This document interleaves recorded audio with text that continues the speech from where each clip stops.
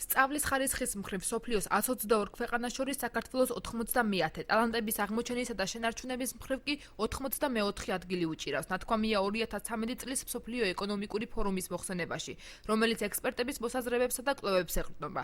ბათუმის მერვე საჯარო სკოლის დირექტორი ამბობს, რომ სწავლის ხარისხის გაუმჯობესების მხრივ ძვრები შეინიშნება. იგი მასწავლებელთა გადამზადების კურსების მნიშვნელობაზე საუბრობს. გივი ხალვაშის თქმით, რეგიონში ნიჭიერი ადამიანების დეფიციტი არ არის, თუმცა საკუთარი უნარ-ჩვევების ადგილზე რეალიზებას მისი აზრით ცოტა ახერხებს. ტალანტი ბუნებრივია, ეს არის უპირველეს ყოვლისა ნიჭიერი ადამიანი, რომელმაც უნდა მოახდინოს თავისი შესაძლებლობის რეალიზაცია. საქართველოში დღესდღეობით მე ვფიქრობ, რომ მრავალი ფაქტორი განაპირობებს ამას და დღესდღეობით მაინც არ არის ესეთი პირობები, რომ ყველა ნიჭიერმა ადამიანმა თავისი შესაძლებლობის რეალიზაცია მოახდინოს, ამიტომ ხდება გადინება და ეს პროცესი ალბათ ერთხანს გაგრძელდება.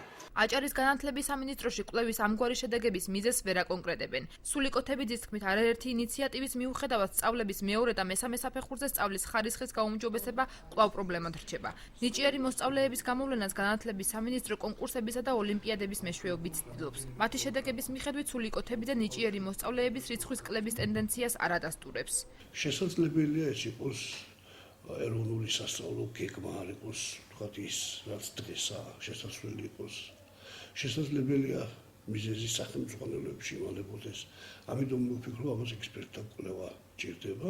შესაძლებელია, მაგრამ ვერ ვიტყვი, რომ ცოტა ხარვეზებიც იყო ეს საწყის ეტაპზე, მაგრამ მე ვფიქრობ, რომ დრო დაიხვეწება და ყველა ღირსეული ადამიანი ნახავს სამუშაოს.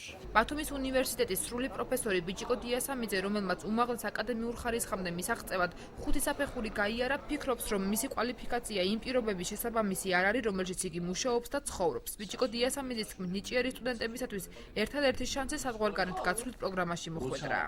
განსაკუთრებული ნიჭიით გამორჩეულია, ასეთ შემთხვევაში ის ბრძოლით მაინც მოიპოვებს მის ადგილს.